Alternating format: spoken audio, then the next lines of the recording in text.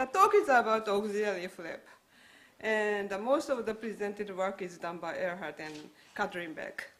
I briefly discussed the background analysis of the construction. First, about auxiliary flip. In the first sentence 1a, which is Ike has wanted to come, wollen, wanted, is governed by haben, perfective. Therefore, it's supposed to be a past participle form. But actually, the past participle form, gewollt, is unacceptable.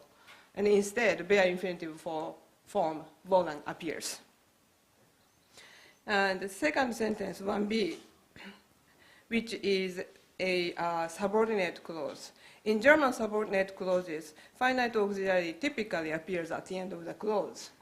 But in this example, the finite auxiliary hat appears to the left of the main verb. And this is a construction called auxiliary flip. And wollen, which is governed by hat, also is in bare infinitive form. This is called ersatz infinitive, or substitute infinitive. In the third example, also a subordinate clause, shows the verb final order, which is typical of German subordinate clauses. However, this order is unacceptable, whether governed verb appears in bare infinitive or past participle. In other words, auxiliary flip in 1b is obligatory. And these are sentences with auxiliary flip with a finite verb werden. In the first example, which says that she will be able to work, the finite auxiliary wird appears either at the end of the sentence or in front of the main verb. Either word order is acceptable. And the list of the examples show different classes of verbs which are governed by the auxiliary, finite auxiliary wird. And the list shows that wird is flipped over different classes of governed verbs optionally. And we call those governed verbs auxiliary flip triggering verbs. However, the situation is different with the finite auxiliary haben, which requires a past participle. In the first example, which says that she has been able to work, the first pattern where finite auxiliary is not flipped is unacceptable. The second pattern is also unacceptable, where hat is not flipped, but governed verb kennen is in bare infinitive, substitute infinitive form. It's still unacceptable. Only the third pattern is acceptable, where finite auxiliary is flipped to the front and governed verb appears in bare infinitive form. The list shows different classes of governed verbs. And as you can see, the acceptability of flipped auxiliary and substitute infinitive vary depending upon what kind of triggering verbs that haben appears with. Ehrhardt is going to elaborate this distribution more. But before then, Before then, this is the constituent structure we assume for the auxiliary flip construction. The main verb is listen, to read. The main verb and auxiliary kennen form the constituent, which we call the verbal complex. And the finite auxiliary wird has the widest scope, and which usually appears at the end of the clause to the right of the verbal complex. In this example, wird is flipped to the front of the verbal complex and appears to the left of the verbal complex. This is a kind of raising construction in that complement of lesen, main verb lesen, is raised to the top of the verbal complex and then discharged. And let's see.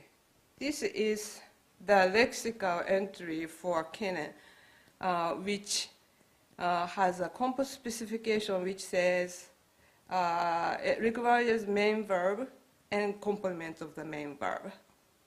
In effect, this compost specification raises the complement of the main verb and makes it possible for the main verb to combine with the auxiliary without NP complements. 20 years since this lexical entry, it's amazing that Erhard and I still don't agree about what kind of consistent structure a verbal complex should have. But I'm turning this over to Erhard.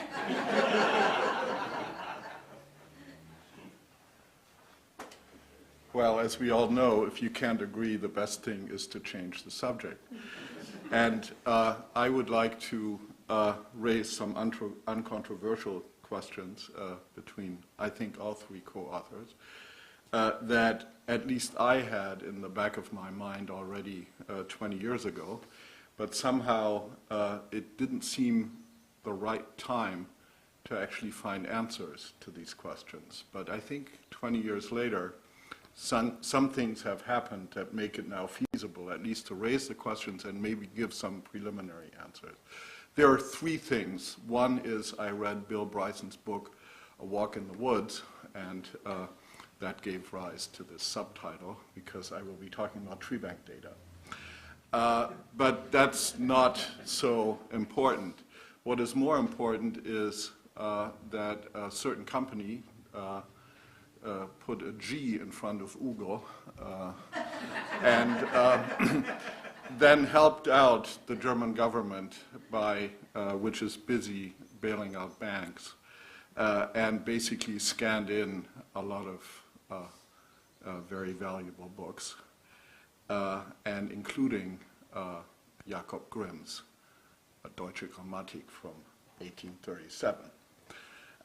And the third thing, which I had a little bit of a hand in, is that there are now very large linguistically annotated data that you can actually take a walk in the woods and see what's actually going on.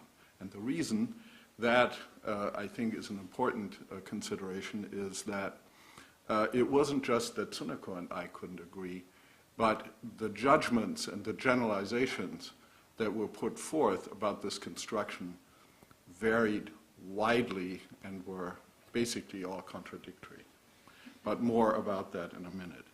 So I couldn't resist putting Grimm's view on this handout, not because I want you to read German, but I highlighted a couple of things here. One is eine so seltsame Struktur. So I thought this is something that is really in keeping with our workshop here. We have good ancestors who are already worried about structure, in particular strange structures like this one. But Grimm pointed out, and he would very much violently disagree with us and most contemporary German syntacticians about the term substitute infinitive. For him, it is simply a normal participle. And it's a normal participle that just happened to have lost its prefix ge. And so Grimm's view is actually that this is not a strange animal, not a seltsame Struktur at all, but it's just yet another case of a participle having lost its prefix. Like, and I also found this very interesting about Grimm's view. He's talking about frequently used verbs. So he was somewhat of a frequentist way before his time and said that there are verbs like heißen, lassen, and sehen that tend to lose their ge. And so the story goes, since these were very frequent, that's how this whole business got started. So the theory that Grimm is proposing here is that this really started with these types of verbs that like to lose their prefixes. I'll return to Grimm's views in a second. But now it's time to take a walk in the woods. So what actually does happen with oxflip in the wild? Well, we looked at 3 corpora, 2 of which we developed in Tübingen, 2 tree banks that are both based on newspaper corpus from the German newspaper Taz, die Tageszeitung. One corpus is manually annotated, about the size of the Penn tree bank. We have another one that was automatically annotated by a very robust finite state grammar of German that is roughly double the size of the BNC. And we also collaborate very closely with Wolfgang Klein and Alex Guyton from the Brandenburg Berlin Academy.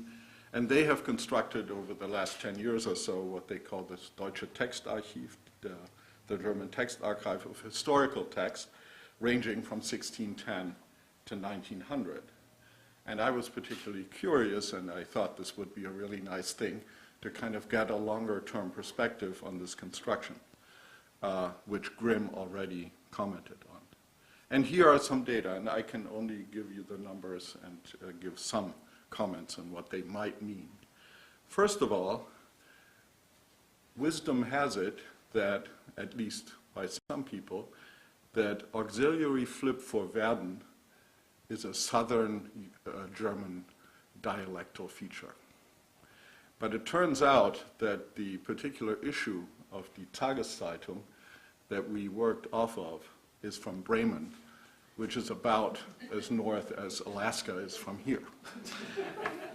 And not only is this fronted auxiliary well attested, but it is with overwhelming majority the choice construction, and it's the verb final that rarely appears at all. Interestingly, for the other classes, so this is, können is just one of the representatives of the modal verbs. So for the modal verbs, it's really, modal verbs want to be fronted, also in the north, okay? And they don't stay behind. But for lassen, the ACI verbs like sehen and hören, it's just the other way around. So they like to be at least synchronically in final position, whereas historically this was more of a toss-up. So there is a real distinction now synchronically between the modals on the one hand and the other classes. It is not, I think it's also telling that not for all of these verb classes do you get a lot of examples, but for lassen, for the ACI verbs and the modals, you get very robust data. Now let's look at haben, as Suneko already discussed. These are obligatorily flipped, and it's borne out by the data. And what I only have time for here is to point out the business about lassen. And this, I think, is definitely consistent with, if not implicit support for Grimm's position. So if you look at the DTA, the last column, that's the diachronic corpus, you see that it wants hot to be fronted. And so exactly what Grimm was pointing out, namely that lassen is much preferred over the also possible form gelassen, seems to really corroborate his view that these verbs like lassen and sehen just liked to lose their prefix g. Okay, so I thought this was a very nice kind of supporting evidence for Grimm's position. I have 1 minute left, so I think it's time to wrap up. I don't have time to talk about the other verb classes. Numbers are small anyway. So here are some take-home lessons, I think, about these data. So corpus evidence in this particular case I found very soothing, because you actually see what's going on rather than having to read all these conflicting reviews about what people think is going on. And the judgments of the data, I should say that as well, that Tsuneko was presenting at the beginning of the talk, I largely agree with in terms of acceptability there by Peter Eisenberg, who is probably one of the few people who knows what's empirically going on in German syntax. So nonetheless, if you look at the actual usage patterns, to borrow a term that Philip was using yesterday, that paints a somewhat different picture, or at least it paints a very biased picture as to what is actually being used. So I'm not going to read all of this. You have it here on the slide. I want to say something about corpus queries, though. I think one of the other things that this little study has shown is critical mass of data is key. If you looked at the numbers for the manually annotated tree bank, most of them were too small. We just don't get enough data. And I've done a lot of corpus work in the last few years, also looking at lexical semantics, and it's the same story all over again. In a way, this is sobering because it takes a lot of time to manually annotate it, something like that, and usually you just don't have enough data. However, the finite state automatically annotated data, they are the right size, and since finite state tools are fairly robust, you get fairly high precision results. Now, to borrow a term from Ivan, who every once in a while referred to himself as a country linguist, it is very important, and I'm one too, it is very important to have query tools that are easy to use. I would like to close with some remarks about the nature of the analysis that Tsuneko was talking about, and that I think, again, is borne out by the corpus data. This is a construction, and Grimm also pointed out that this is the case, that is lexically triggered. It calls for a lexicalist analysis.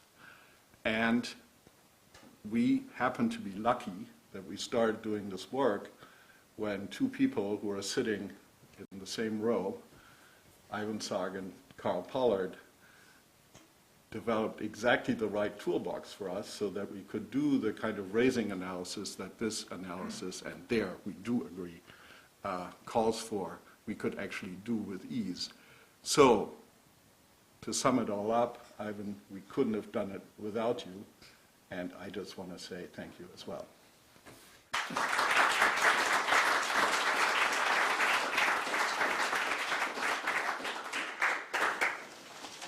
We have a couple of minutes for comments.